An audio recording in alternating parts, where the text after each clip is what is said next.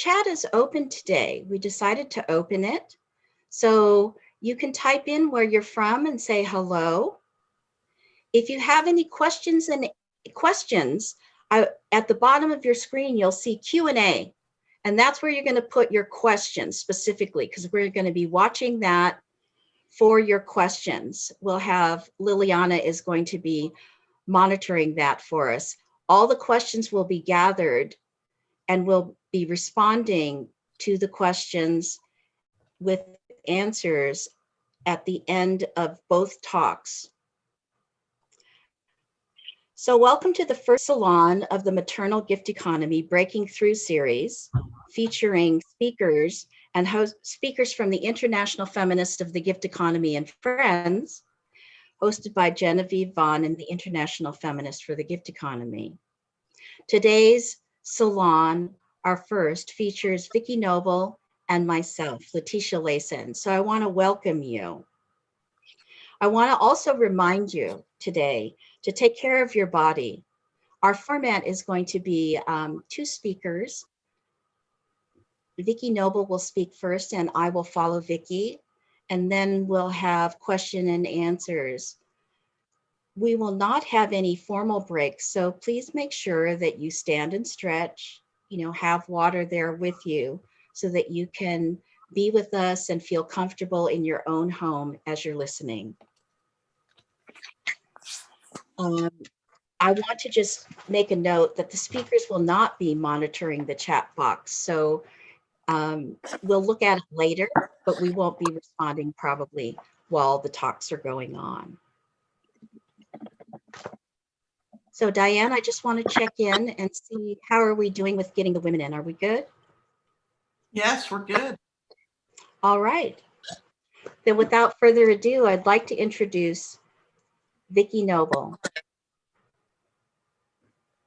Vicki Noble is a feminist writer, teacher, and independent scholar, co-creator of the Round Feminist Mother Peace Tarot cards, and author of Mother Peace, A Way of the Goddess, Shakti Woman, Feeling Our Fire, Healing Our World, and The Double Goddess, Women Sharing Power. Her books are published in numerous languages, and for decades she has traveled and taught internationally with a focus on women's history and with goddess spirituality. She has been active in the international matriarchal studies and maternal gift economy movements. She's at home in Santa Cruz, California. She's a professional astrologer, as well as facilitating private intensive tutorials and Mother Peace certification courses. Welcome, Vicki. Thank you. It's so nice to be here. I have a couple of things I'm going to be sharing with all of you this morning. One is a talk that I actually gave a year ago in San Diego when Jen was being honored at an economics conference. And I did a little introduction, which I'd like to share with you now because it puts some of Jen's gift economy philosophy into the work that I do with human evolution and women's history and matriarchy. And then I have a little bit of I'll read some of a paper that was published in the first anthology, Women and the Gift Economy, wonderful anthology of essays or talks that many of us gave in the gift economy conferences. So to begin with, I'd like to talk about when I first met Genevieve Vaughn. I was so powerfully struck by the iconoclasm of the maternal gift economy. It was a viable alternative to our mainstream capitalist economy. I had never heard anyone put it into words quite like she did.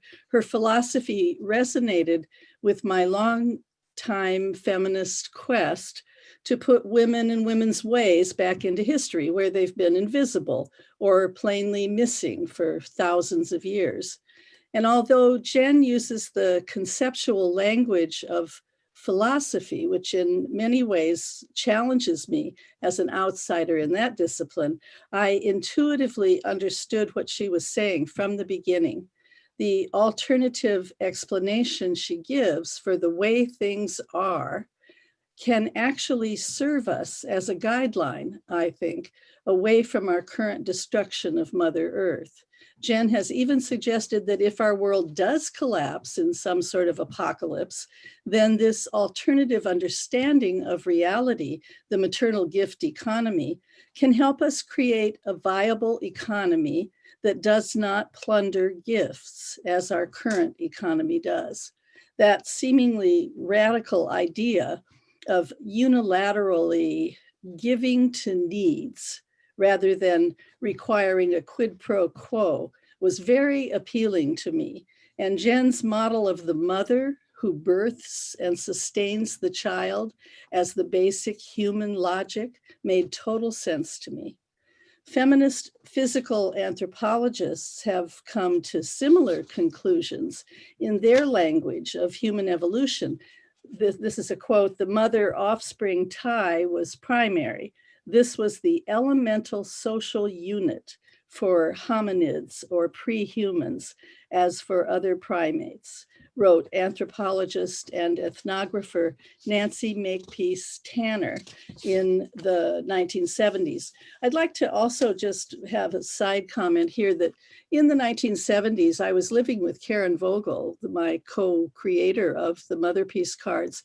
And in that time, she really opened me up to feminists, to human physical anthropology, as well as the cultural anthropology I was interested in, and put me on to these wonderful feminist anthropologists at the time. So Nancy Makepeace Tanner believed that organized male hunting came much later than the gathering that was so central to women, and that fatherhood as an institution was a very late development. That's important. So many anthropologists and archaeologists assume that the nuclear family was always in place, which we who study matriarchal forms of history and women's history understand that that's so untrue, that's so far from reality. Tanner posited that since mothers probably carried infants with them wherever they went, they likely formed small genealogically based social groups, so the first social groups, with other mothers. Tanner's work also foreshadowed Jen's assertion that language is a verbal gift construction arising from within the mother-child dynamic, when she posited that through the feeding and care of their offspring, this is Tanner, mothers transmitted the gift of language. Human offspring can't survive in an exchange-based environment. They require someone, almost always a mother, who is willing to give to their needs unilaterally without payback. One of the most profound aspects of Jen Vaughn's philosophy is how she reminds us that everyone alive, men and women, have received this original gift of life and usually nurture, or we couldn't be here. The gift is our birthright, whereas we have to learn to practice exchange. She emphasizes that unilateral giving is commonplace in early childhood.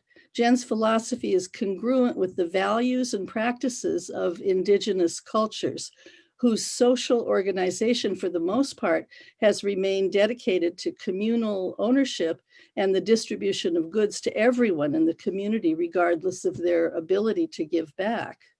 The logic of gift giving, according to Jen, is a maternal economic logic, the logic of the distribution of goods and services directly to needs. One of her central tenets is that this logical form of economy has been overtaken and made invisible by the logic of the market economy. We're so steeped in the market economy.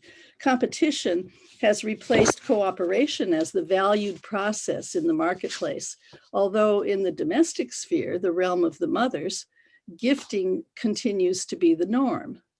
Jen brings this unconscious reality into the foreground by naming the domestic sphere as the locus of an alternative economy to the market. Jen deeply believes in gift giving for social change as well, stating that the gift economy model at the meta level provides a guideline for creating a radical and far-reaching alternative to the market economy. She confronts the practice of market capitalism as inherently greedy and uncaring, asserting it's part of patriarchy to trash the free gifts of the mother while trying to appropriate as many of them as possible. She suggests we begin to use her alternative economic model as a guideline for activist gift economy experiments we might make, as she herself has done over the course of her life, to solve some of the enormous problems we've created for the earth. In walking her talk, she founded the Feminist Foundation for a Compassionate Society in the 1980s, based in Austin, Texas. For almost 2 decades before the money ran out, the foundation gave to the needs of women through the jobs it created, as well as its ongoing philanthropy, providing support for numerous creative projects and ultimately funding international conferences on the maternal gift economy in partnership with the International Matriarchal Studies Movement. Several published anthologies have come out of these exciting international gatherings that brought together feminist scholars and activists with Indigenous women and men around the world who practice the gift economy.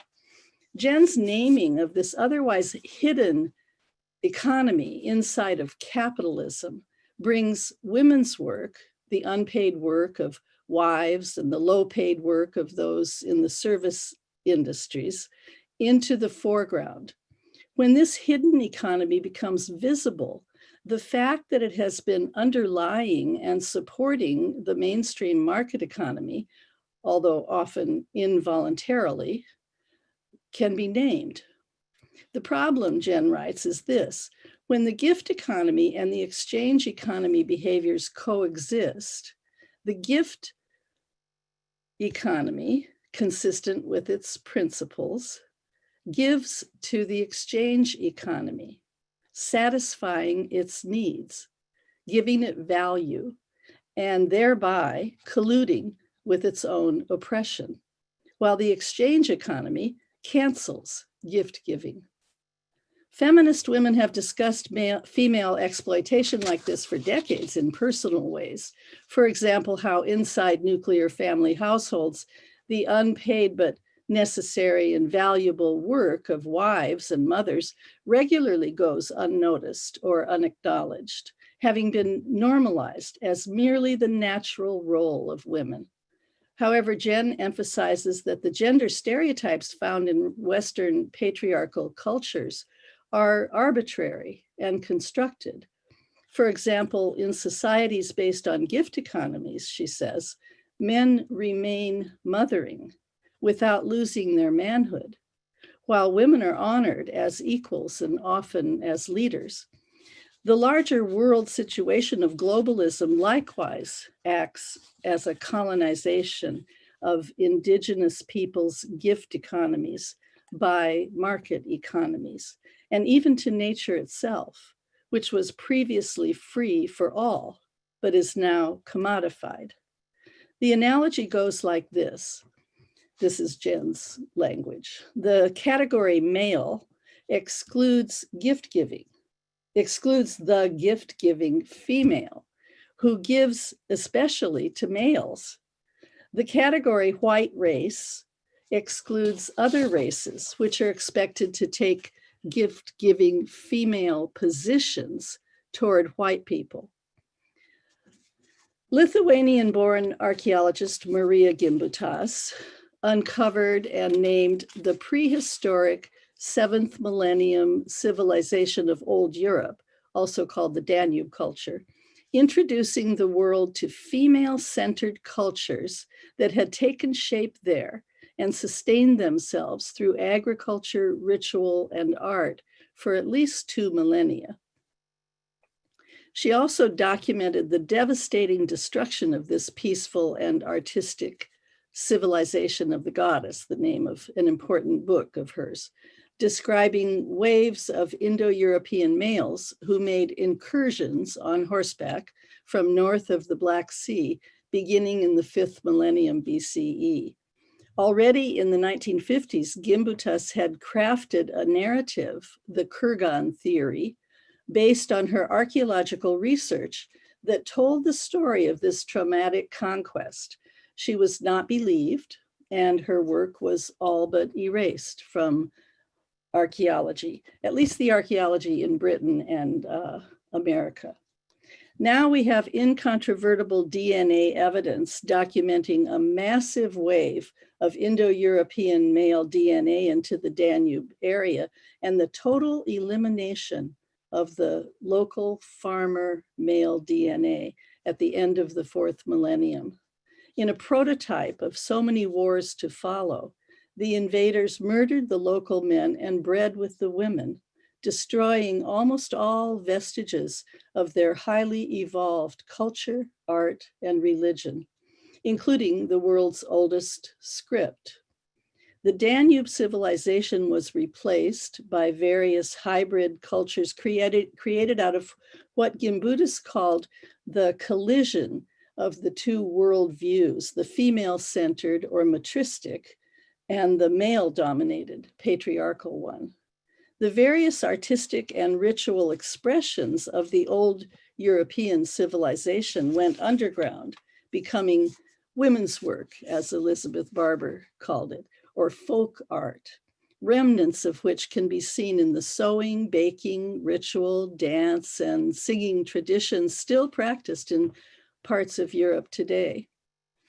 Although market capitalism per se cannot be dated back to this catastrophic invasion that took place 5,000 years ago, some of its central features came into play at that time, including hierarchy, class stratification, centralized government, male dominance and kingship, competition, slavery, and war.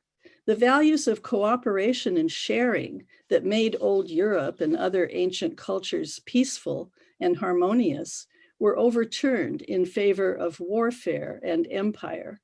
What has wrongly been named the rise of civilization in Sumer and Mesopotamia was really the rise of the urban state. The exchange economy can be documented as having come into the foreground at that time in large, standardized urban cities that grew up in the Middle East, Iran, Central Asia, and all the way to India and China along trade routes that would eventually come to be known as the Silk Roads. The global capitalism that we know today has deep roots, and its history has been glorified as heroic, while prehistory has been distorted and relegated to the shadows. Its positive values of cooperation, communalism, and female centrality have been demonized as primitive and unworthy of attention. Jen's decades of working in the matriarchal gift economy philosophy was perhaps not a deliberate reclaiming of the ancient matristic civilizations that have been erased from memory, but the concepts and themes of her work hark back to them nonetheless. The living matriarchal and indigenous cultures that have informed her work are remnants of ancient earth-based and female-centered cultures that existed around the world before patriarchy. All the gift-giving cultures that self-define as matriarchal today are egalitarian and peaceful, as well as artistic and ritualistic, and most without having what we would call organized religion. Jen reminds us that these indigenous cultures can be models for us. We can look to them as leaders in our struggles to respond to the catastrophic climate changes and economic disasters facing us today. She also highlights contemporary gift giving that actively exists inside of Western patriarchy today, naming only a few examples: community groups, groups with a common purpose: feminist, environmental, peace, ethnic solidarity, and other activist groups, AA, spiritual and religious groups, therapy groups, social and art groups, even the free software and free information movement, such initiatives as Wikipedia, in movements against privatization and patenting, in online gifting circles, in solidarity economics, in progressive philanthropy, in immigrants' remittances, and in alternative communities. The essential thing, she tells us, is to restore mothering and being mothered as the basic human interaction. Her most recent work, with echoes of Tanner's much earlier feminist anthropology, focuses on language and how the mother-child interaction builds meaning from within the relationship dynamics. Language, she says, like mothering, is all about satisfying needs, the needs of the speaker to satisfy the needs of the listener, the needs of the topic to be spoken, and the needs of the listener to grasp or understand what is being given or said, even the needs of the words to relate to each other. It's not possible for me in a short talk like this to share all the ways Jen has been inspirational and a leader in my life and in the lives of others in the international movements of matriarchy and the gift economy.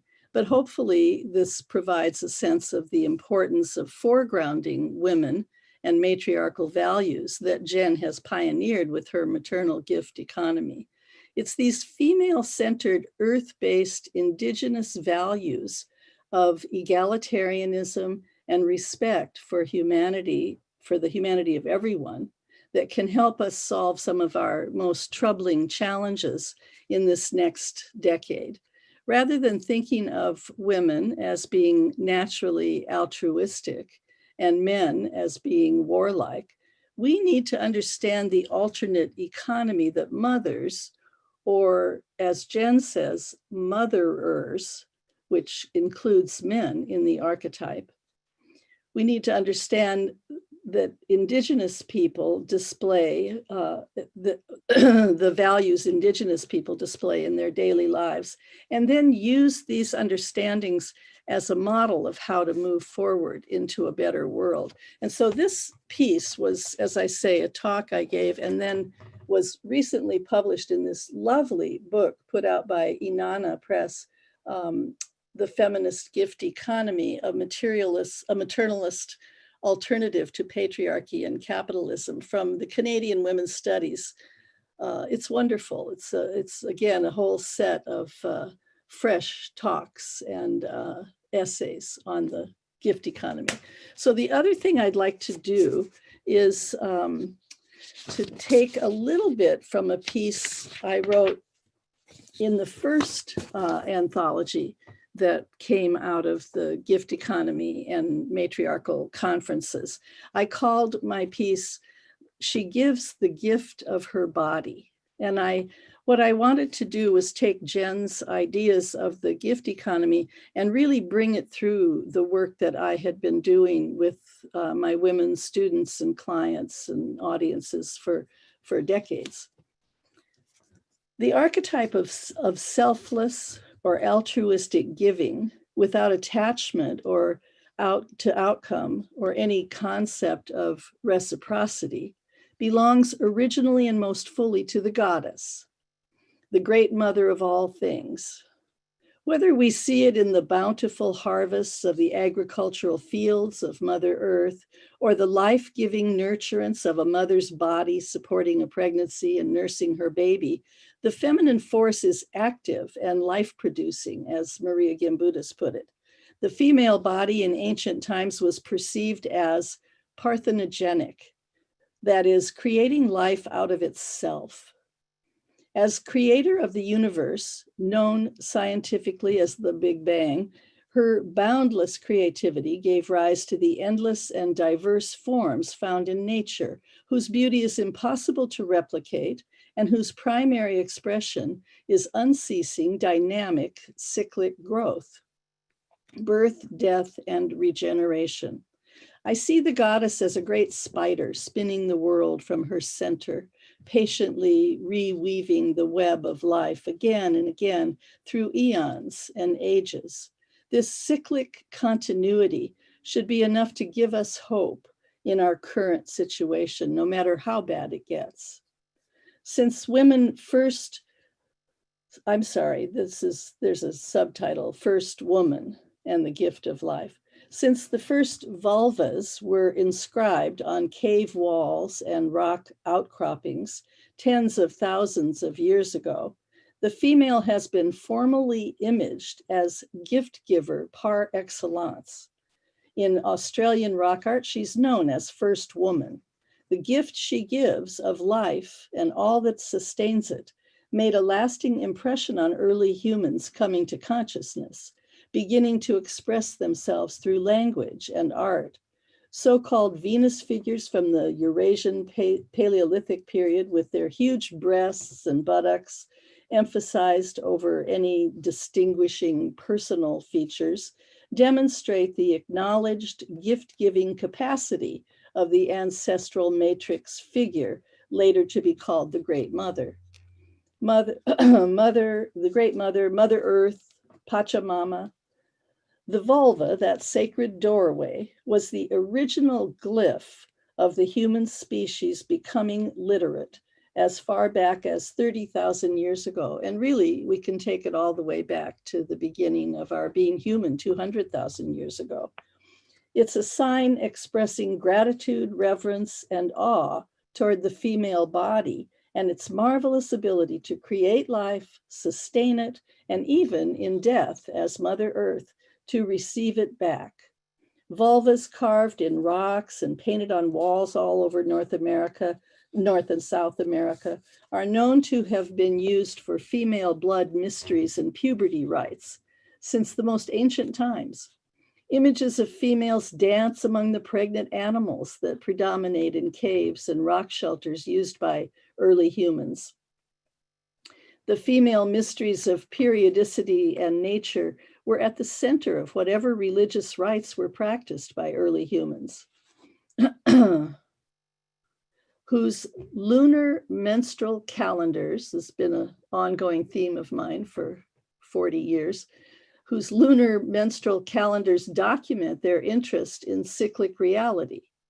Upright, our ancestors walked out of Africa and journeyed east and west and brought their metaphorical dark mother with them, eventually peopling vast continents. The first acts of human worship appear to have been in honor of this original ancestress, the mother of life, inside of whose mystery we had awakened to ourselves. Tens of thousands of years later, clan structure is still organized around the mother of an extended household in modern matriarchal societies such as the Moso in China or the Minangkabau in Indonesia, where she is perceived as the central pillar of the home.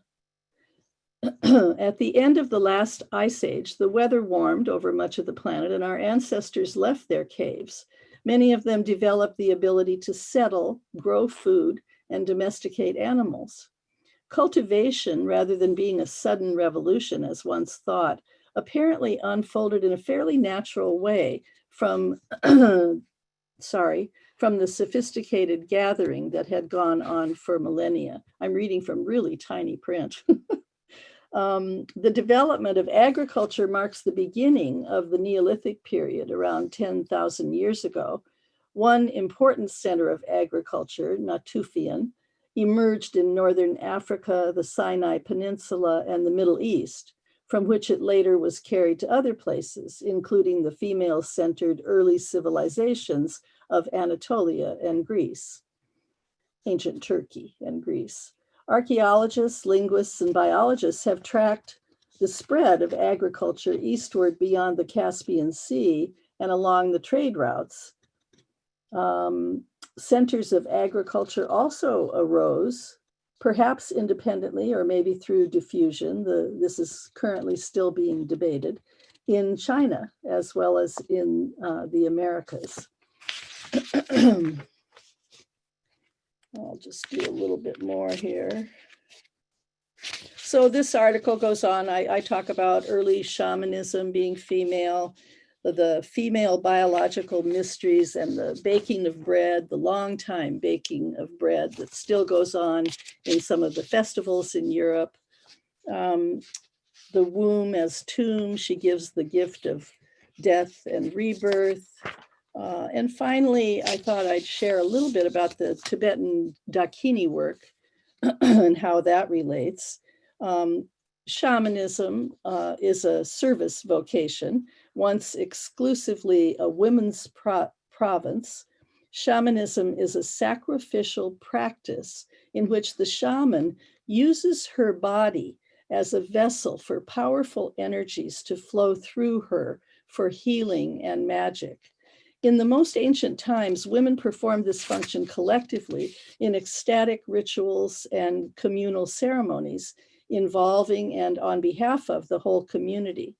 Female Buddhas and high-ranking shaman priestesses are pervasive in the artifacts and images from female-centered civilizations of Old Europe, 6000 BCE, also during the Bronze Age, 3500, as agricultural civilizations were disrupted and scattered by violence, a specific African, European, Asian amalgam of the shaman priestess emerged in the Mediterranean region. They were known as Maenads, and they had counterparts in the Indus Valley and northern Tibet, China's Tarim Basin. Possession is the norm in women's religion around the world, as elucidated in I.M. Lewis's classic text, Ecstatic Religion. Just as a pregnant woman gives over her body for the duration of her incubation, a shaman gives over her body for the temporary use of an incarnating spirit or ancestor. Denigrated today as merely mediums, descendants of these special women are still able to make way for more powerful healing energies to inhabit and work through their bodies. Female shamans are officially still active in the contemporary societies of Japan and Korea, as well as in isolated regions of Russia and Mongolia. They can also be found in Nepal, India, Indonesia, Central and South America, to name only a few places. Letecia, for example, has often talked about the Bayalan. You'll have to say the name correctly for me later when you talk. But the female shamans of the Philippines are also quite active and respected. The ability to become empty is a formal goal of meditation practice, highly valued in Tibetan Buddhism and embodied by the Tibetan Dakini, the sky-going woman. Her selflessness is said to be compatible with activity in the world, with or for the sake of others. The wisdom Dakini is described as fully awakened and acts to awaken others. Although it mostly goes unrecognized, Dakinis are believed to take human form as women. So any woman could potentially be acting as a Dakini at any time. As Judith Simmer Brown puts it in her book, Dakini's Warm Breath, human women are the display that emptiness takes when it expresses itself in form. Human women are the display that emptiness takes when it expresses itself in form. The Dakini gives the blessing of her own body, referring especially to the subtle yogic body and its vital breath, channels, and essences.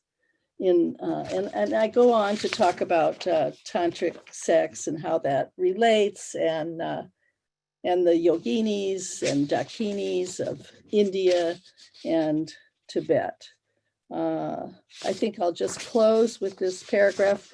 When research scholars in the women's spirituality movement plead for a return to the goddess, it's not a frivolous or peripheral issue as compared with some supposedly larger issues of the day. It's a call to remember the core model of gift giving that belongs innately to the human species, our evolutionary birthright, which has been gradually diminished and forgotten over several thousand years of patriarchal domination. As Genevieve Vaughn often reminds us, we all received the gift from a mother, she who gives the gift of her body. The memory of gift giving exists within us, individually and collectively, and needs only to be remembered and reinvigorated. Thank you. Thank you, Vicki. That was fabulous. For those of you who aren't following along in the chat, a link to the Canadian publication that Vicki held up is in the chat box, and we'll make sure that we put it up underneath our salon so that you can access it later if you don't know how to get to this. And Vicki, can you tell us the article that you just referenced? Is there a way that women can see the whole article? Well, it's in that first, Women and the Gift Economy. Women in the Gift Economy. That's also a book. It's Genevieve's first, I believe, first anthology of the maternal gift economy. Okay, great. Yeah. Thank you so much. That was fabulous. Thank you. Okay. So I think we'll move on. Would you like to just give a short intro? I would like to introduce Letecia Layson. She's a Filipina, feminist, futurist, priestess of morphogenesis, form coming into being. She's a high priestess of Diana, priestess Hierophant in the Fellowship of Isis and the Temple of Isis in Los Angeles. Letecia is one of the founding mothers of the Center for Babaylan Studies. That's those female shamans I was talking about. A member of International Feminists for the Gift Economy and the Modern Matriarchal Studies Network, and a friend and colleague for many years. Really happy to share the space with you today, Letecia. Thank you, Vicki. I think our talks just go so well together. Vicki and I, along with Lynn Daniels and Joan Sishan, host the Modern Matriarchal Studies Day that happens every 2 years. So it's wonderful working with you and traveling around the world, talking about the gift economy, modern matriarchal studies, and all things of women's mysteries, and specifically women's blood mysteries. Well, I wanted to talk to you today about kapwa and the gift economy. Kapwa is a Filipino word. It's actually a Tagalog word that means the self in the other. And that means that I cannot know myself without knowing you, or I can't fully know who I am both on the outside and the inside without having a relationship, which implies trust. Kapwa is also the nickname for an indigenous Filipino psychology called Psicologian Filipinas that was researched and developed in response to decolonizing post-World War II around 1970. And that was to be able to frame the thinking back to our original roots in the Philippines from this animistic place where we are not linear thinkers, we're holistic thinkers. And for those of you who are unfamiliar with the word animism, a short definition of animism is that everything has life force, rocks, trees, plants, animals.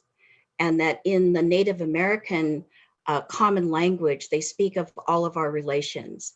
And animists work in relationship to all beings on earth, water, air, even the cosmos is in relationship to who we are as a people. Kapwa has been identified as the core value and the main value in which a Filipino would experience the self. And I want to reference that because I was born in the United States. My parents came from the Philippines, but at home, we had a very Filipino household. And we experience our communicating through this, not only through language and nonverbal messages, but also through tacit knowledge. Tacit knowledge is the knowledge base in which a culture is held without having to, quote unquote, teach somebody how to be a human being. You know how to be a human being from the direct lineage of your family and in the context of you being in community with other people around, be they of your own culture, Filipino, or of other cultures of ethnic traditions and basic Heinz 57 American people.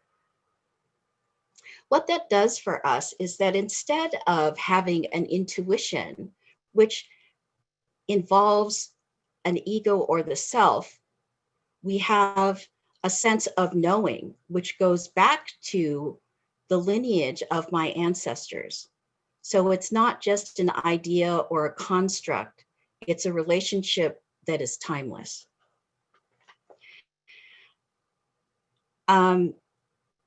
Vicki was talking about mystery, and I think that women's mystery, and I want to just use to reference that because a mystery is something that is yet to be revealed.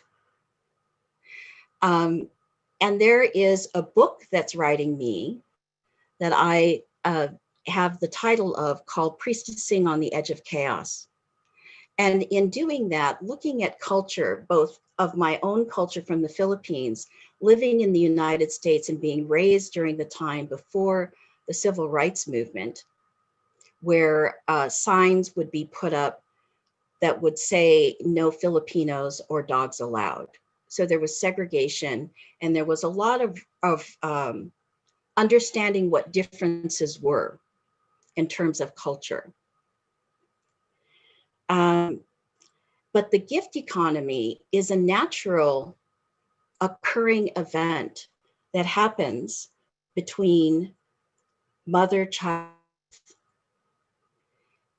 If you were with us on the conference 1127, you will see that framework sort of threading through the themes of each of the 6 women who spoke: mother, child, and earth. One of my elders, Zuzana Budapest, says there's only 2 kinds of people in the world: mothers and their children. And that includes both males and females. We emerge from this place of woman, of female, into the earth. And this experience of the gift economy has to do with the relationships that we have with our mother, our family, our siblings, and our communities. But that extends to the earth, our relationship with the earth. While it may seem unusual that I would feel that connected to the earth in my family line, in both of the places that my mother and my father live, there is ancestral land that still today is being tilled. They farm it collectively and individually. And my family here is part of that gift. And we gift it back to our communities there. When my parents came here, in my backyard, my mother planted 80 trees of one particular type. It's called the miracle tree, a malunggay tree. We have well over 100 food trees in our backyard. So it's very close to the earth. And it has to do with this idea that the gift economy isn't about not having money. So again, to go back to the words, ecology, which is this relationship to the earth or how we manage resources. And if you look at the etymology of the word, it goes back to the Greeks, oikos, which means household or home. So a place to live. And then economia, which is the economy, also has oikos, the household. And so it has to do with managing resources and the dispensation of resources. There's nothing about money. But when I began to understand what ecology and economy was about the earth and how we manage the money, then it was easy for me to release this idea of the relationship of the gift to money. How do we live without money? We live in an economy in relationship to the earth and the resources that are available to us, like these salons. This is a gift that we're giving to you as an example. And it's giving to a need, because at this time during the pandemic, where many of us are being affected both economically, financially, and also with our relationships of not being able to be with each other and touch and feel each other, this is one way that we can create a sense of connection through conversation and seeing each other's faces and reading the facial context of how we actually receive each other and how we're gifting each other with our words.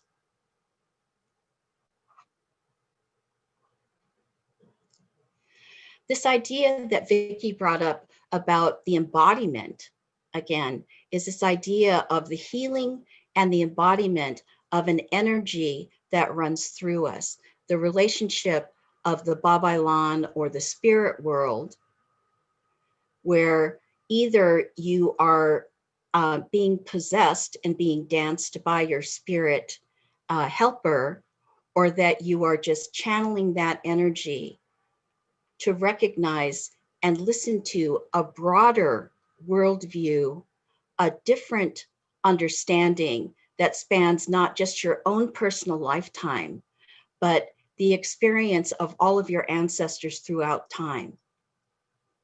And in this pandemic, we need to reach back into this ancient memory to recognize that we don't need the market.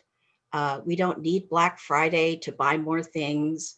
We need to create relationships in which we can understand how we can create more equal, honoring, earth honoring, child honoring, healing practices so that we can continue forward in time where women and children are no longer hungry and killed by wars and famines and disease.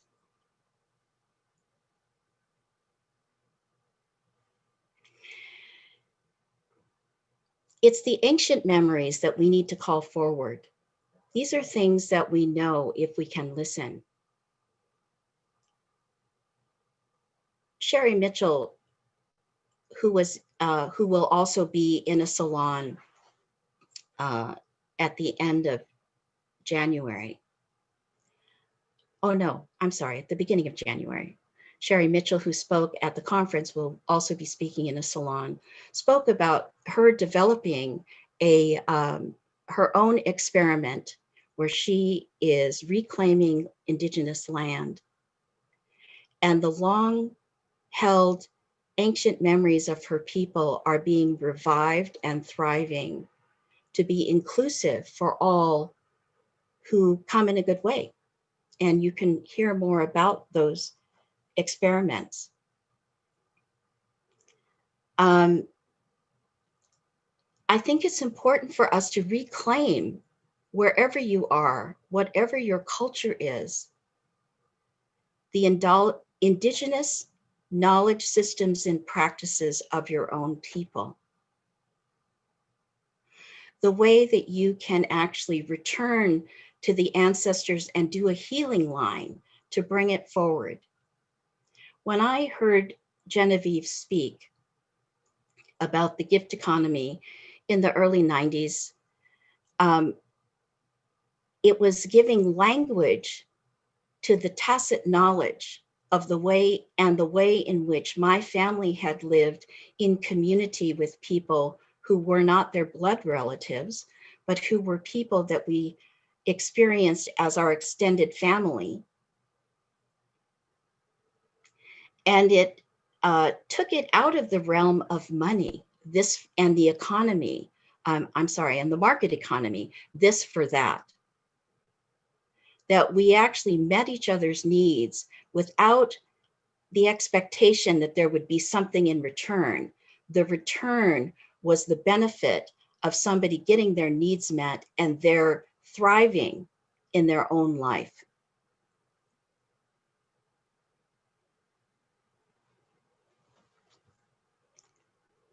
I think it's important for us to recognize that while there has been a lot of pain in some people's lives with their family, that you have thousands of ancestors that came before you. And there are bound to be good ones back there who can support you if you just invite them and listen.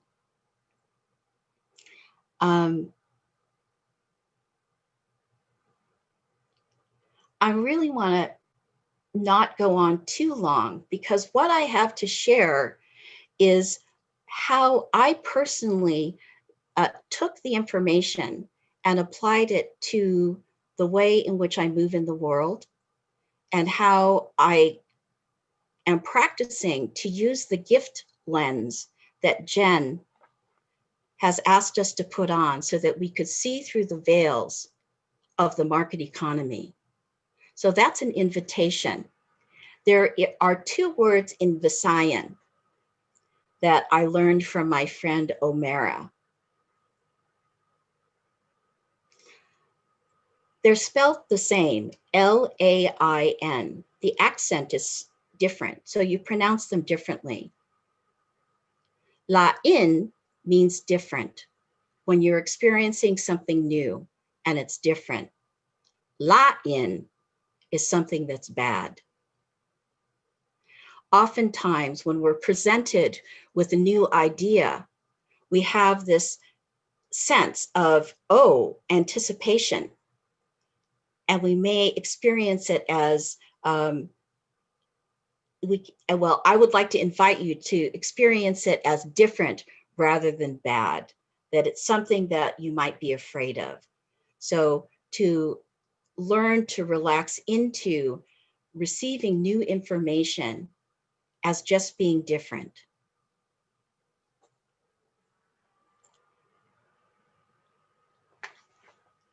In the Filipino tradition, like all other cultures that are indigenous, you can't separate the sacred from everyday life. And I want to invite you to think about how you approach the giving and receiving of things, especially at this time of year, when this is the season of giving and gifting. But we can learn to gift in a way that has a sense of reciprocity of what's truly needed, and not just an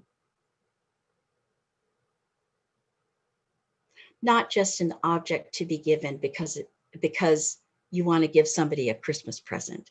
You want to do it because all of you wants to be able to gift. And from my understanding of the gift economy, a gift isn't a true gift if it's also not a gift for you. So when you're gifting, if there's a sacrifice involved, that's not really a gift. That's still part of the exchange economy. And you want to think about how you're attached to these ideas of ego, that you want to look good because you gave the best gift. And I think I want to just leave it at that, because in a moment, I'm going to ask Jen if she has some comments that she would like to offer to us so that you can ask her all questions. And you can ask questions of Vicki or me. And to remind you that we may not get to all of the questions today and answers, but to extend the invitation to please continue coming to the salons, because eventually we're gathering all the questions and all the questions will be answered. So with that, Genevieve, is there something you'd like to share with us? Well, I'd just like to thank you. These wonderful thoughts, this wonderful thought process that you and Vicki have shown us in really that goes from, you know, prehistory up until now, and with a multicultural reach. And it just, to me, what it shows is that that really there is another way. There is this gift way that is covered up by the market and patriarchy, and that it can come forward and it can be what we do instead of killing each other and causing terrible diseases and absolutely ruining Mother Earth. We're really doing the wrong thing now in our economy, and we need that alternative that has been there ever since the beginning of time. So that's what I have to say. And thank you all so much, because both people that are listening and the people that are speaking, and it's just wonderful to hear you. Thank you. Thank you, Jen. For anyone who's watching and knows Jen, I just want to put your mind at rest. Jen had some skin cancer actually taken off. So what you're seeing is her healing, not her disease. And I think that's what happens when we look out at the world. We see things that seem very ugly, but we're actually seeing the pus. And that's a demonstration and a reminder that we truly are healing, that we're not continuing to be sick. So we want to move to the places where the healing is happening and hold the hands of our sisters and brothers as we can bring these thoughts and ideas forward, and shift to the gift and move out of the market economy. So I see that there are some questions in the Q&A. So I'm going to invite Liliana to read some of the questions for us.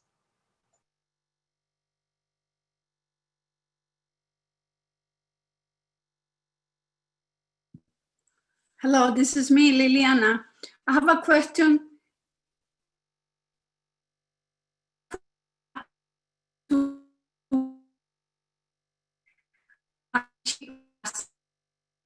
and that future generations go about families. What realistic family forms would best benefit the children of the future? Uh-oh, Liliana, you're cutting out a little bit. We seem to have lost Liliana. Hello? Go ahead. Can you repeat that? Should I repeat the question? Yes, please. Repeat the question? Okay.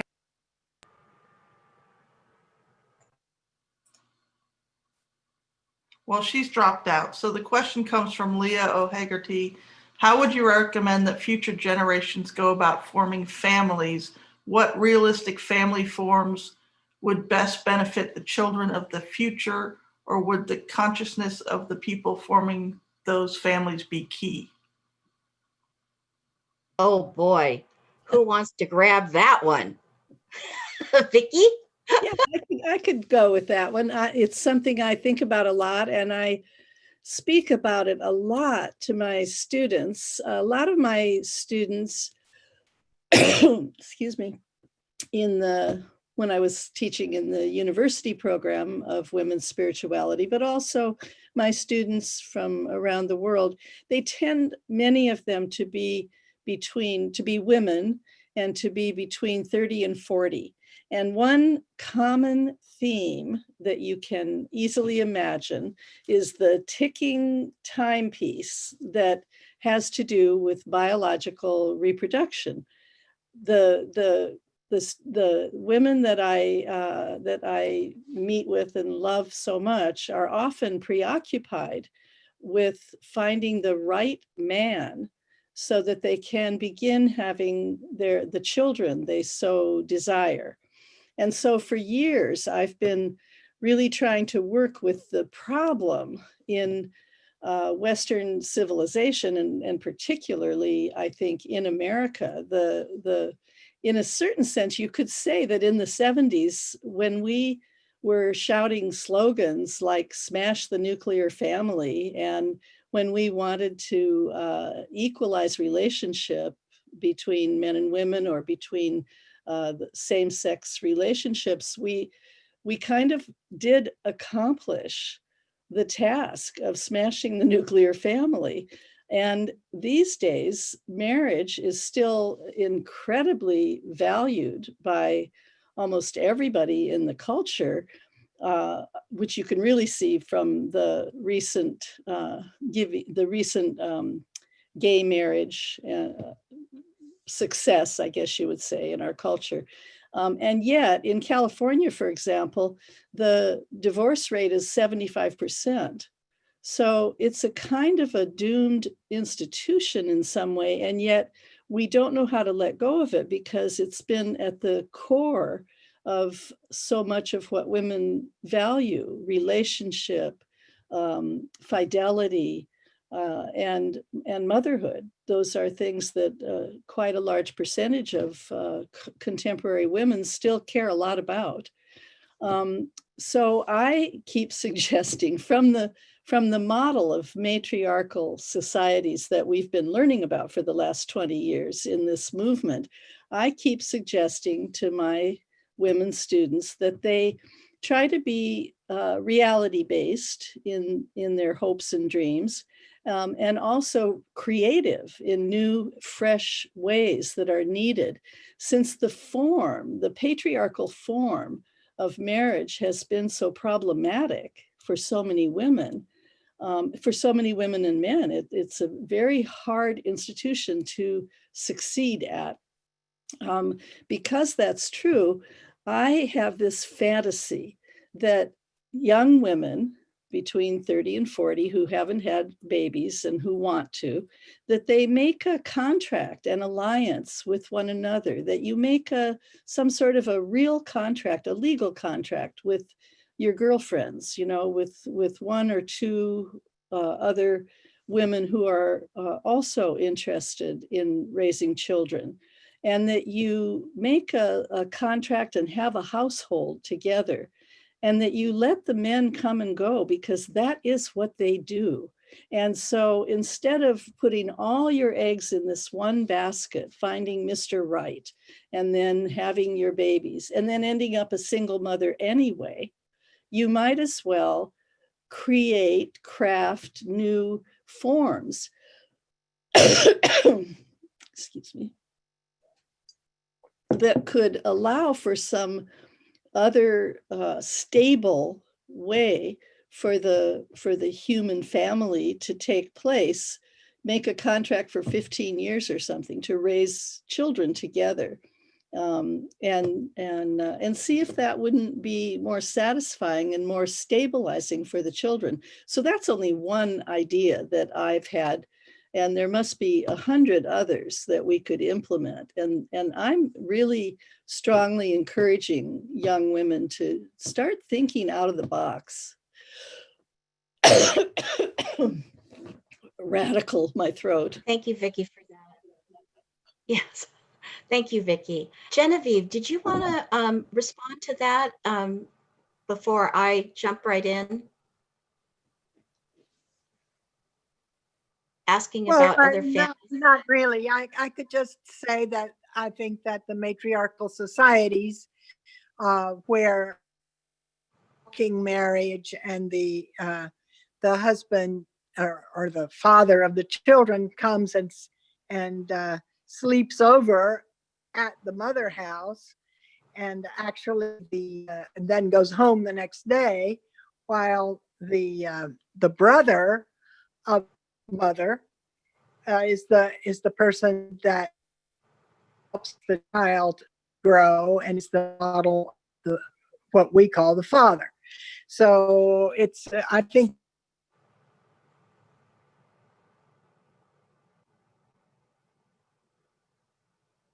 the affectional way of doing things, and that for the child. And it seems that there are lots of tension.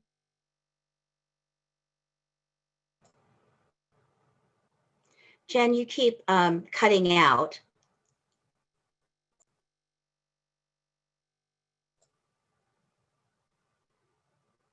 So if you can hear me, we can't hear you. So we have a I'm question. going to just take, We have a question from. I'm going to, yeah, let me just take a moment to respond to that question about families. A couple of, just two very short things. One is, again, to begin, it's very challenging. I noticed in the chat box that we have women from all the world, you know, you're coming from many different parts of the world. And in your own country, there are indigenous cultures today that still exist. And the examples of their family systems are the things that we could learn as urban Western culture city dwellers of what type of family systems might work specifically with the land that you're on, near. In the Philippines, we have we look at our kinship in terms of bilateral sanguinity, which means if I marry or if I partner, because my mother's youngest sister met her partner that she was with for 70 years when they were 10. They were female. They were in the Philippines. They didn't identify as lesbians because that's not a Filipino word. They adopted 2 children and they were part of our extended family. So, and then also on my father's side of the family, my mother and father married. So it creates a village. And the entire village raises the children. As an example, my great-great-grandfather had 7 wives.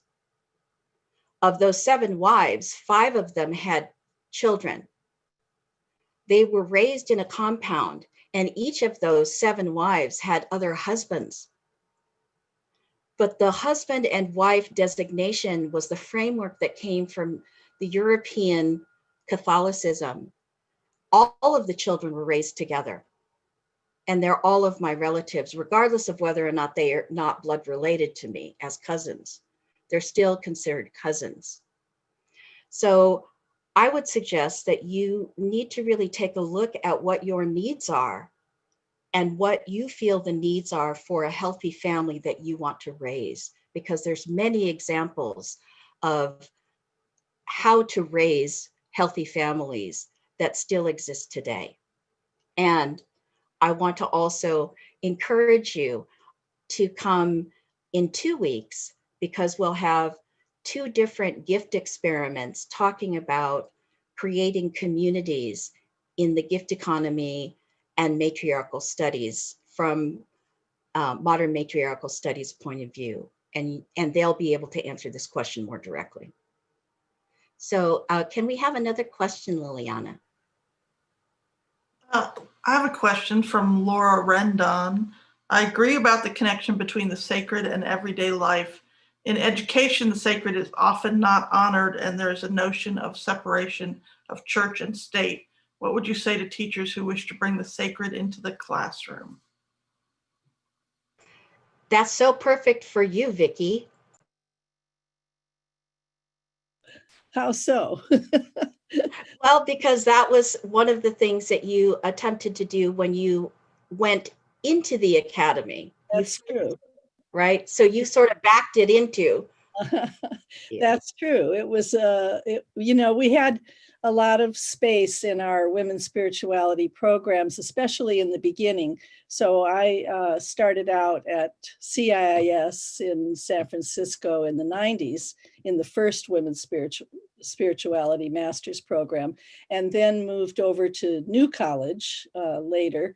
And New College of California in San Francisco in the Mission District was incredibly free and creative and arts-based and activism-based. So in that context, we were we were able to do anything we wanted, really. And we brought a lot of ritual into ritual and magic and ceremony and as much multicultural kinds of expression of the sacred as we were able to bring in at that time. Then we moved finally to a program in ITP, now Sophia, in Palo Alto, and things got a little tighter, but we still did tremendous amounts of women's spirituality and ritual, opening all of our classes with ritual and offering ways for the women to do their arts-based thesis projects that were often had a sacred component. So definitely that was a major goal, and in some sense we accomplished it until that program came to an end.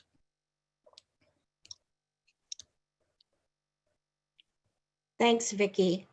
I think one thing to keep in mind is also the audience that you're speaking into. There are some environments that might be more amenable to integrating the sacred into how you present your material. But that's something that you need to, in yourself, in your relationship to your own work, find a way to deal with that. And I think it's not an easy line to tread, but I think it can be done. Are we ready for another question, Diane or Liliana? Yeah, this question is actually from Liliana to you. Can you talk a little bit more about the concept of kapwa? Okay. The concept of kapwa, it's a core value in indigenous Filipino psychology. And it's all about the self in relationship to the world, everything that I'm working with. So let's see, let me give you a concrete example if I can. The gift economy is a perfect example. My sense of kapwa in the gift economy is that I cannot just theorize about the concept of kapwa. I have to embody the concept of kapwa, because anything that I am trying to understand, I must also be. It's not just something that I do or think. So how I relate to the gift economy when I first came to it was creating a relationship with Jen and being able to have a personal relationship, because that's kapwa, the self with the other, and somebody who I can see who could understand me. And she gave me language in ways that I didn't know how to express what I wanted to share outside of the context of being a Filipino. Because if I had to say it out loud, you just didn't need to say something out loud. So my knowing needed to find a context. And by creating a relationship with Jen, I was able to have better understanding of myself, of Jen, and the gift economy. And that's kapwa, because it goes down to the deepest value, not only of the culture that I live in, as a Filipino, but as a woman, what it means to actually have kapwa with other women. That when I see other women, I see myself in the other, and not the other as being objectified, but in relationship to a partnership, but it's more complementary than partner. It's not an agreement. It's an understanding of who you are in the world in relationship to all things. And that my part as being part of the kapwa is to do my job to thrive and to support you in your thriving, support animals, plants, and the world to thrive. I don't know if that, and that's just simply my relationship of that. And again, kapwa is a whole field of psychology. So I want to just make note of that. And I understand that my favorite book is coming back into print. It's called Kapwa, The Self in the Other. So I think next year in 2021, it's in English. And there is a German woman who wrote this book, who fell in love with the Filipino culture and learned Tagalog, because the studies are taught in Tagalog, and translated all of that into English so that we could have it accessible for the world to understand the beauty of the culture that I come from. So I'll make sure that I put that up. Diane, can we have another question? Yeah, we actually have a follow-up question from Peggy Antrobus about bringing the sacred into the classroom. Shouldn't we make a distinction between religion and spirituality?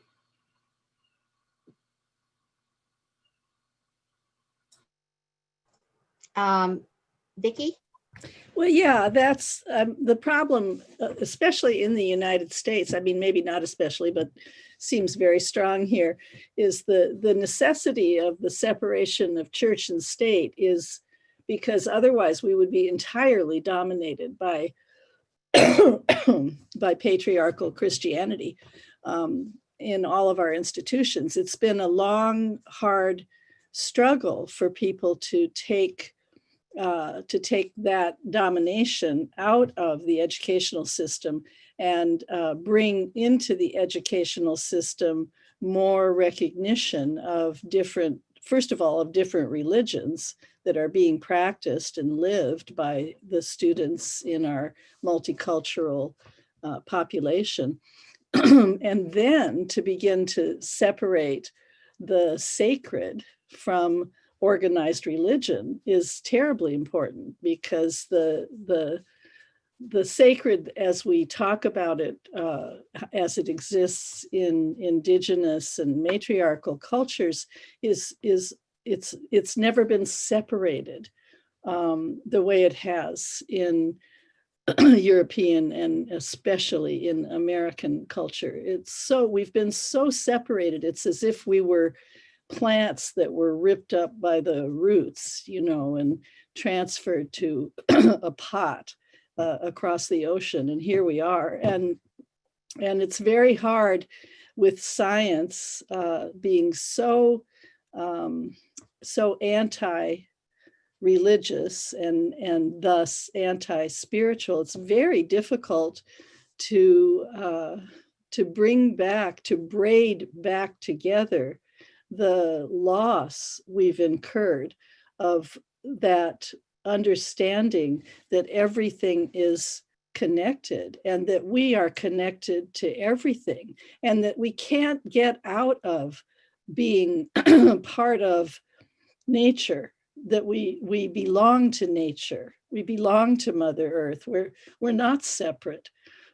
We're not transcendent. We're not any of those things. We're just kind of like orphans, having been separated out from that indigenous knowing. I often talk about the way that revolutionary activism practiced around the world by indigenous women is so encouraging and so inspiring for those of us, especially I think again in America, in the United States, because those women are so brave and they stand up to the corporations, And they do that because they haven't lost touch with the fact that it's their survival, and that their survival is dependent on the survival of Mother Earth. We seem to have completely lost contact with that reality. And so many of us in the gift economy movement and the matriarchal studies movement who come from Western traditions, we really believe that that model of spirituality and the sacred, and understanding that all life is sacred and equal, and that we're like the mushrooms, you know, how they grow underground and everything is connected. We've been we know we need to bring that back into our lived reality, or we will not survive. We will go extinct like so many of the animal species that we have, through our destructive scientific habits, have made extinct.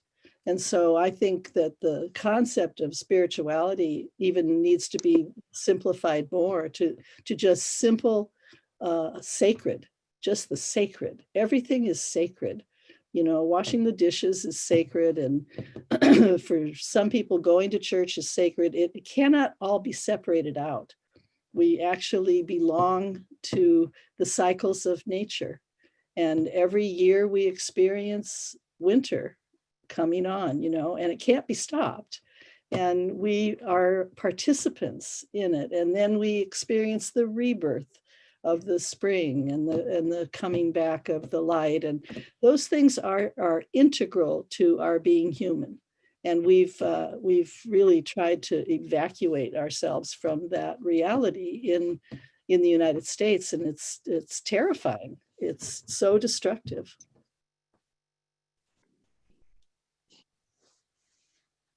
Thank you, Vicki. I would just like to add, I think it is important to make that distinction between religion, which is formalized, it's codified, it has a set of liturgy, it has a special book. And to understand that context, for those of us who choose to actually be in the arena of the main 8 religions and to begin to speak about it and understand that and work in prayer groups with that, we need to understand that framework. But understanding that framework doesn't mean to adopt that framework. It means that, and then spirituality, on the other hand, is something that's very personal. It also can have a liturgy and a practice, but it's not codified and it's not rigid. It's a living tradition. And while the 8 main religions are also living traditions, they move very slowly, and it's highly, again, codified and destructive and hierarchical, where the spiritual relationship, the individual, I think is important. And then I also want to just frame this again, that each of us in our holistic self has so many different facets that it's not a requirement to have every single one of your facets be upfront. The fact that you're very clear about your spirituality is an anchor to walk through the world. It's a place that is a central core of knowing who you are. But the spirituality, I think ritual is important, and the moral and ethical values that you hold because of your spirituality, the relationship to nature and humans, is important, more than the rules in a religion. Diane, do you have another question? I do. This is from Darsha Narvaez. We have a lot of adults in the USA who are attuned to angry spirits rather than peaceful ancestors. Some have violent intentions. Most don't think they have a problem. What would you suggest healing this kind of psychic virus that has infected so many? Vicki has fabulous healing ceremonies that she does. That I did. when Oh, we that could.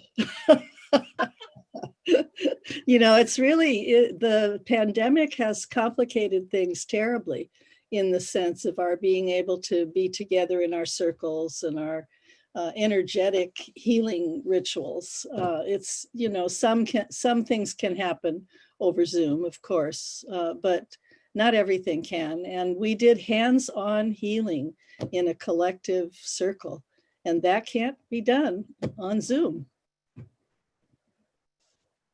And when I say hands-on healing, you know, that can be extended to all kinds of indigenous ritual practices, which is where it comes from.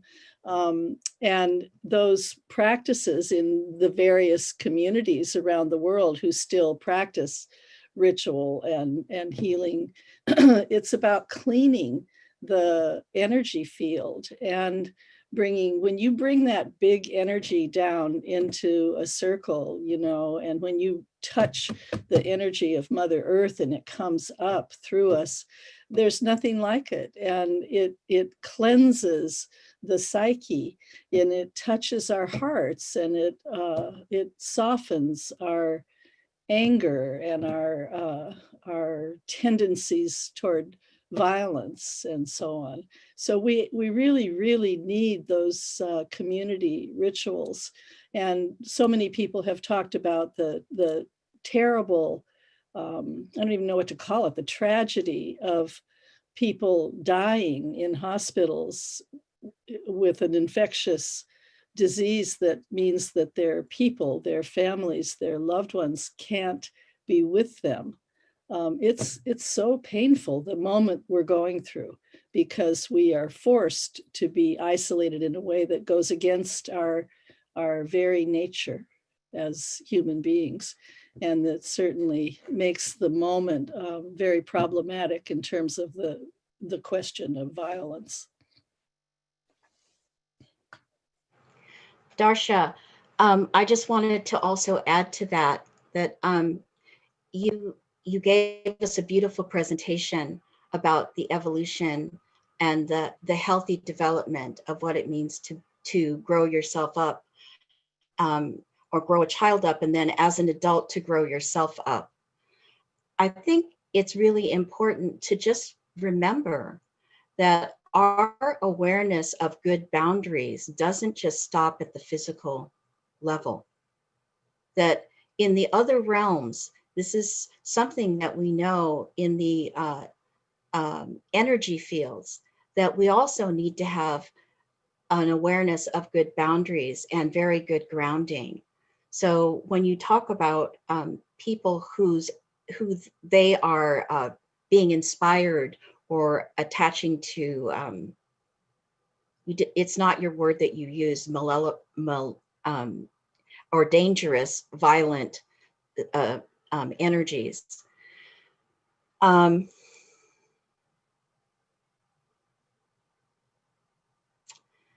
Yeah, that's a hard one to talk about in a format like this, because each of those situations will be different. But generally speaking, I would say that I'm just going to say what my first spiritual teacher said. And, you know, I was a teenager, and she pretty much said to me, you know, as long as you are grounded in your practice, you know, we come to this world to give a gift in a good way. And you need to be well grounded in that. And lots of times these energies are wanting to heal, and they're attracted to that light. And so you just need to be well grounded in yourself. And for somebody else that you know who might be attracted to that power, to just invite them to and remind them and ask them what they came to do and be. I don't think we all came to have money. You know, you didn't come out of the womb saying, woohoo, I'm here, I'm going to get a lot of money. You know, so that's just something to think about. And these are sort of spiritual, metaphysical things that are also gift notions, because Genevieve talks about the parasite. And if we're not in our clear thinking, that we can begin to attach to an abstract thing that represents, it's not exactly what we need. It's what we think we need. But then you need to keep asking, what is it that you need? But I do believe that we all have ancestors that are ready, willing, and able to assist us if we listen deeply and with a good heart and in a good way, and they'll reveal themselves. Diane, is there another question? There is. This is from Lori Amy. It's for both of you. If the maternal gift economy is an economy of life, or the life drive, as opposed to a capitalist economy of the death drive, can you talk a bit more about this relationship between life cycle, birth, death, where death is part of an economic relation to an organic earth way of being?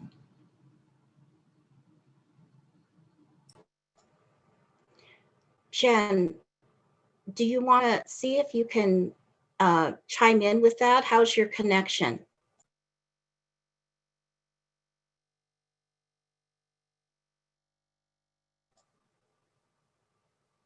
And we'll try. Can you hear me now? Yes, we can hear you. Well, I think that actually there must be a psychological problem that we are forcing and foisting on men with capitalism and patriarchy, that some people call it womb envy. I don't know if it's that, but I do think that there is some kind of hatred of the mother that comes up with patriarchy and the way we socialize children. And so our society, our capitalism, is actually matricidal, and it's killing the gifts. It's killing the gifts of the earth and Mother Earth. And so it, in a way, I mean, this is a huge thing to try to understand, but I think there is something about that in the kind of economy we have.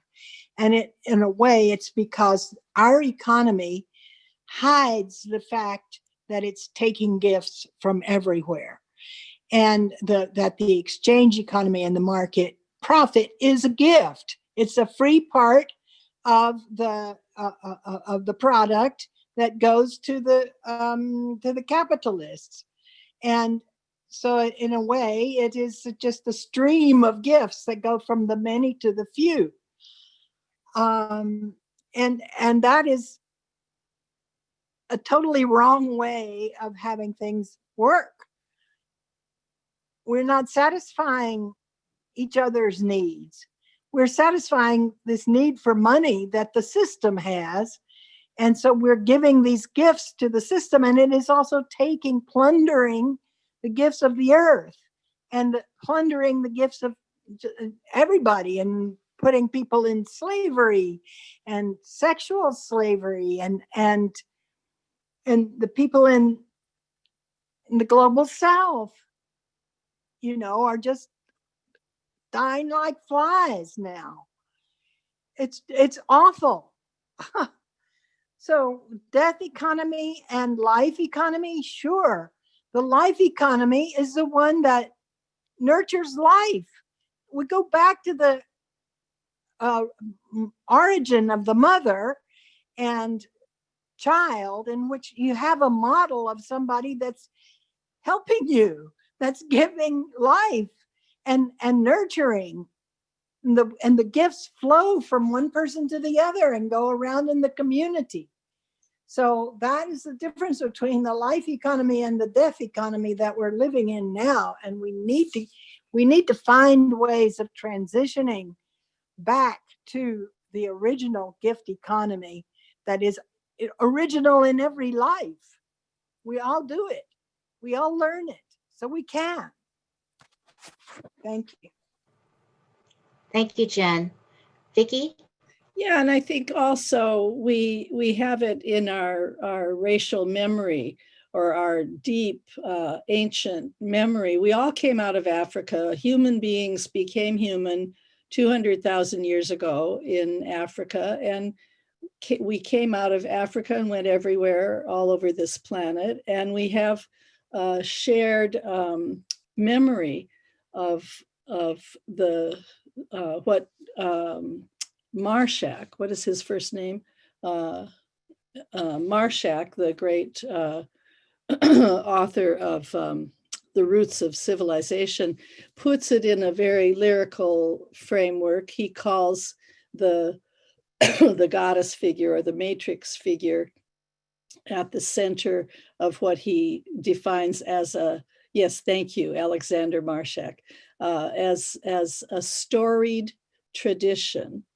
And that at the center of this storied tradition that began to arise with human consciousness, that the Great Mother was the ancestral figure, you know, the mother of all of us, and that we have in our bodies and in our cellular memory of being humans, we have this understanding, this knowing, this sense of being one with all that is on this planet, and being one with nature, and being one with the animals and the plants, and having having an ability or capacity to share language with all the kinds of species that science defines as inanimate or unsold. So we can call on that. You know, Mary Daly talked about the process of moving backwards out of the patriarchal foreground that we all are in Western culture, at least, but in so much of globalism is patriarchal culture. So we're all kind of trapped in this foreground culture. And Mary Daly counseled us to fall back into the matriarchal background and remember. And when she used the word remember, she divided it, you know, like remember ourselves, remember our values, our ancient values of sharing and communalism and all that we have been for 200,000 years. It's only 5,000 years ago that patriarchy arose and conquered and began to conquer. It's taken thousands of years really for global patriarchy to happen. So, you know, that's an eye blink in terms of world history and cultural evolution. So we can remember, and we can begin the process of coming back to those original matriarchal, earth-based, earth-centered values and the organizational structures that we developed as humans and that we lived within until only a few thousand years ago. And of course, obviously, native cultures and indigenous cultures are hanging on by a thread to the wonderful continuity that they've been able to maintain in these pockets of emotionally intelligent interaction with the planet. And we have those living native and matriarchal cultures to guide us and to remind us and to really teach us how to get out of our own way and be able to create structures that are not defined by profit and are not defined by the need for greed and conquest and all of that.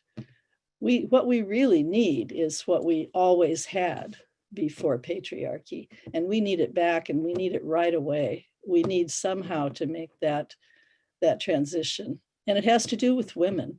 And just to be blunt, you know, women need to take over. We need to be the governing force here.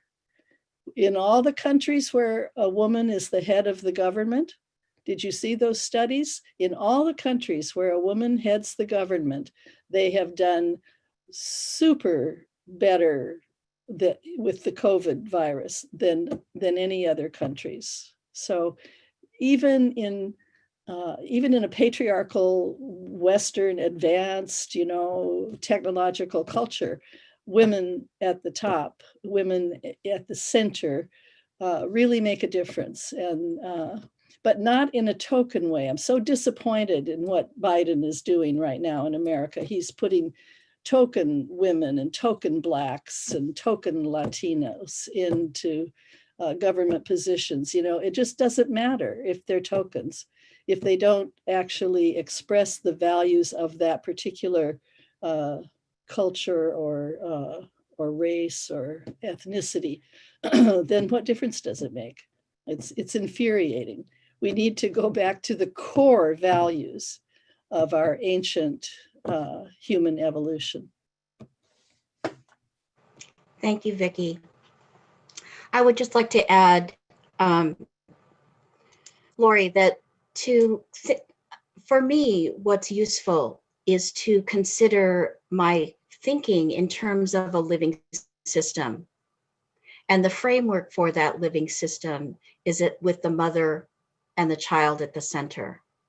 And what I mean by that is that in a living system, there is the birth, the growth, a period of creation and making, and then there's the making yourself a good elder and using your wisdom instead of using your physical energy to make things with. Now you're imparting wisdom, and then you prepare to rest, and then there's death. But the death is part of this cycle that has continued because you have a generational understanding of what life includes. It's a birth, it's everything in the middle, it's a death, and I don't see this as a rebirth, but a return to what the elements are as a gift to the earth, and yet again, we rise. So it's this idea that we need to reclaim what death is. We in the Western culture are very excellent at beginning. We start. We do pretty good at maintenance, but when things need to be let go of, we don't know how to let go gracefully. And so I would venture to say that we need to be able to have that sense again that Vicki is reminding us of, to return back to when we know when something needs to be let go of because it's past its prime. We need to let it die. And that's what we want to do with the patriarchy or with capitalist economy and the market economy. It's past its prime. It's done its job. It needs to have a graceful death. And we can help midwife that in a graceful way where the least amount of people suffer because of the transition, because the market and the capitalist economy is in every infrastructure around the globe. Diane, is there another question? There is. This is from Loretta Iris. I see that the word intuition has origins in to look at something again in accompaniment with another in guidance, discernment, or community. I see that the word intuition has been colonized or patriarchified, like so many words. Would you be willing to share this gift of possible understanding of the word intuition? Vicki, would you like to take that? You need to unmute. Sorry. Yeah, I could say something about it, although I think that Letecia, your reminder to us of the invisible spirit world and our contact with those that we cannot see, but who are around us and with us and guiding us, that's probably the most important part of intuition, I think. Women are said to have, better intuition and have a natural capacity for intuition, but I think it's the thing I was reading from earlier in my work on She Gives the Gift of Her Body and the female shamanism that has to do with the female capacity on account of our biology and our menstrual cycle, which opens us and cleanses us and so on. I think on account of that, we have this gift of being porous and fluid, and being able to go out of body and back in, and to exchange energy in quite a palpable way with another person or other life forms. And if we're able to stay open and understand the contact that we have with the ancestors, with the invisible spirits, with the elemental spirits of nature that are all around us, even in the city, then I think we can understand intuition as more of a kind of channeling, but not in that sense of transcendent channelers, just the idea of a flow of information and registering of impressions from the energy field around us. But I'd love to hear you say more about that work in your own culture, Letecia, because there's more of a, it's a closer contact. The contact hasn't been broken. You don't have to just retrieve it. You actually have access to it. Yes, that word intuition for me has always been a little awkward, because intuition in Western culture, you develop your intuition. So it's really about the self, my ego. I want to know. So I'm the driver force of this knowing. But I think intuition is also a very creative way of being, that you can use your intuition, but it's sort of like learning how to appreciate art, or learning how to appreciate music or wine. The more that you actually taste wine, the more refined your palate becomes. The more you listen to what that intuition, how are you receiving that information? Perhaps, is it really something that arises from you as the Letecia that is just being? Or is it a collective knowledge that I am tapping into like a radio receiver? Or is there a whispering in my blood, an ancient knowledge that goes so deep to the way back to the ancient times? And then the question is, does it really matter if it really has a good effect in the world? But most importantly, when I use the word tacit knowledge, it isn't me who brings it forth. It's me that becomes the vessel. And usually with intuition, you're honing your personal creativity, you as your skill and your instrument, and your ego identifying as a reflection. When I talk about this relationship, it's all together one tiny little drop in that ocean of knowledge. And so I just happen to be the physical instrument that brings forward something from thought to form. And I don't know if that helps. Okay, we have a question from Linda Mention. Does gift exchange around Christmas reflect the exchange economy rather than the gift economy? Oh, Jen, if you can unmute, I know you're laughing. Okay. Can you hear me? No. Yes, we can hear you. Oh, okay. Well, yeah. Hi, Linda. The exchange economy makes tons of money on the gift impulse, or if they'll call it impulse, call it the gift way.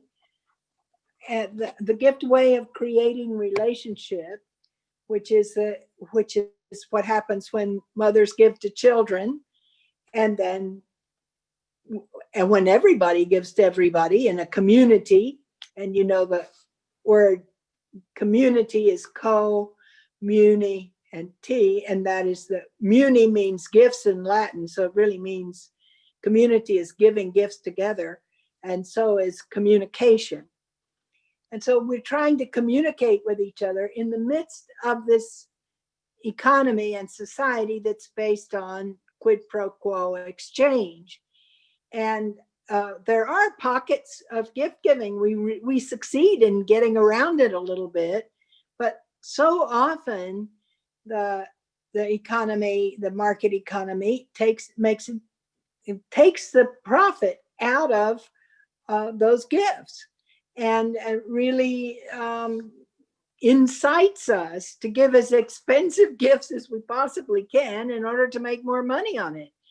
And it's a way that this parasite works of sucking off the gifts out of all of the gift impulses that people have. And now it's mainly impulses, not really creating community, because we're so far away from that. We're all sort of inside the capitalism.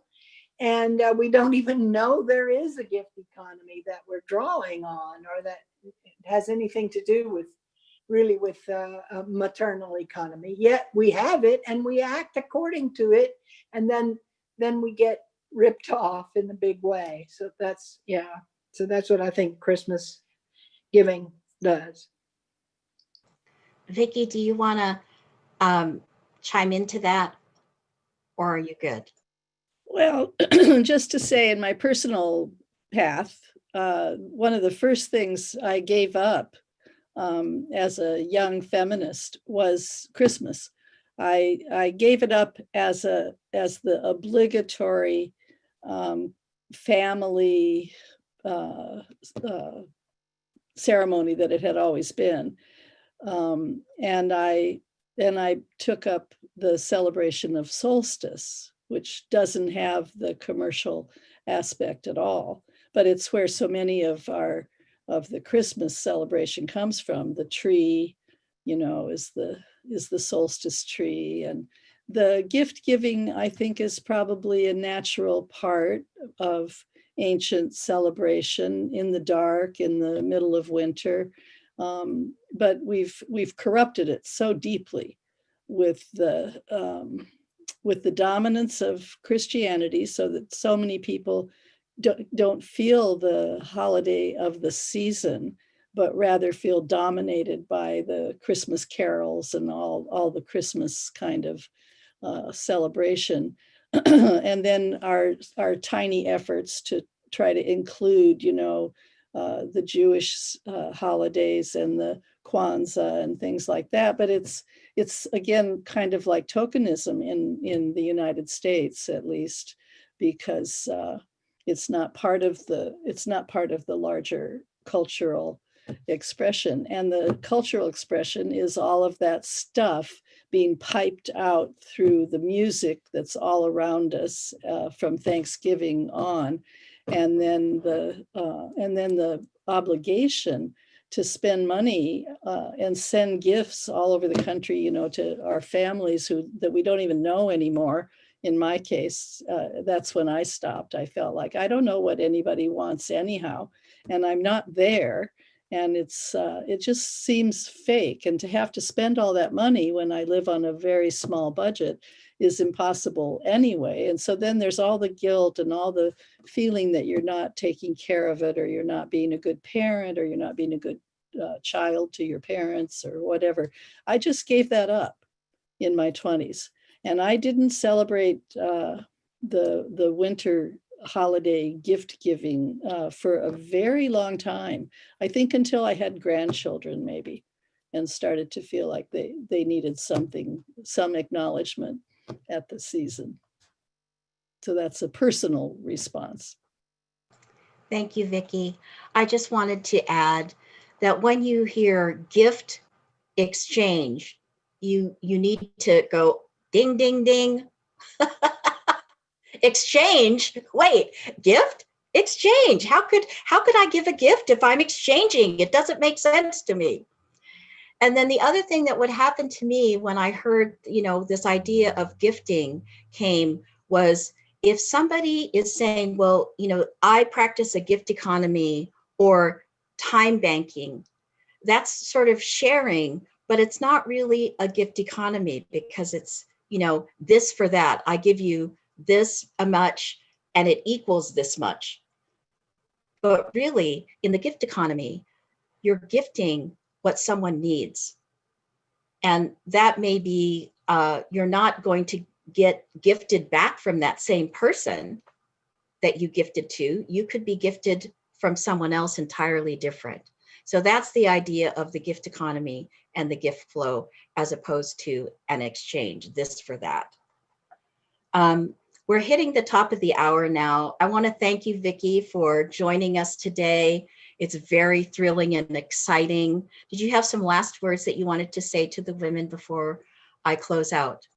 Well, just thank you. Thank you to Jen for the inspiration. Thanks to all of the women in this movement. And thanks to all of you who created this format and have made it work so well. It's wonderful that it pretty much works well technically so far, both conference days, and that we are able to be together and see each other's faces and share our thoughts the way that we've done in the past in our wonderful conferences that we can't really have right now in the same physical way. So I really appreciate this opportunity to share ideas and to hear from my brilliant sisters in this movement, and to keep the flow of thought and energy and inspiration and passion, keep it going. It's life sustaining. And I very much appreciate it here in my little house in Santa Cruz, California. It's so good to have you. Genevieve, did you have some words that you wanted to say before I close out? Say goodbye to the women. Just unmute yourself. Yes. Yes, just thank you so much. It's been beautiful. I wish I could have participated more, but it's just been really wonderful. And I think just listening to the thinking that you all are doing, and the questions, and it's just really life-changing and paradigm shifting, just what we have to be doing to heal this COVID and to heal the environment and to make patriarchy go away. So there we go. That's fabulous. Those are fabulous words for you to send women off with. I want to just thank Diane, Liliana, Elena for all your technical support, and Judith in the background who waved at us and offered her services if they were needed. It was wonderful to feel your support behind the scenes. And I want to thank you all, both on the screen that you're with us today live, and those of you who will be watching the recording. Our website is maternalgifteconomymovement.org, and we will put a link underneath this salon with the recording so that you can go back and look at it. Also at the website, I want to just give you a little bit of a rundown. We're going to have salons every 2 weeks. The next one is going to be December 19th with Angela Dolmich and Alessandra Piccoli. Angela will be calling in from Colombia and Alessandra from Italy. They're going to be presenting their 2 gift experiments. So I'm sure you'll have lots of questions for them. On January 2nd, we're going to have Jody Evans, the co-founder of Code Pink, and Sherry Mitchell, the author of the award-winning Sacred Instructions, Indigenous Wisdom for Living Spirit-Based Change. On January the 16th is Heidi Gutner-Abendroth, Modern Matriarchal Studies, and Barbara Mann, the author of Iroquois Woman, the two of them together are the co-editors of Matriarchal Studies section of the Oxford Bibliographies. And we'll be putting up more of the women who are confirming in our network who will be speaking. And we are just so thrilled. Thank you so much. And we look forward to seeing you in 2 weeks. If you have any questions, visit our website and you can correspond with us through that. It was wonderful. Have a wonderful weekend. We'll see you in 2 weeks. Bye for now.